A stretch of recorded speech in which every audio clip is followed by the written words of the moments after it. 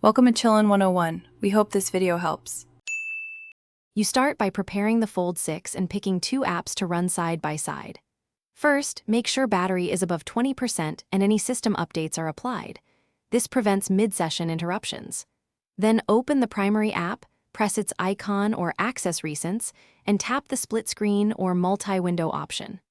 Once done, select a second app from the suggestions or app drawer to occupy the other pane. This establishes the 2 active windows and readies the interface for layout adjustments. Now you refine how the split screen behaves so it suits your task. Drag the central divider to quickly set a 50/50, 70/30, or custom proportion, larger pane for editing, smaller for reference.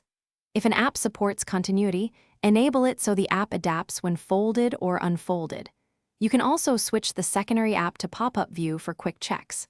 For efficiency, drag and drop text, images, or links directly between the panes.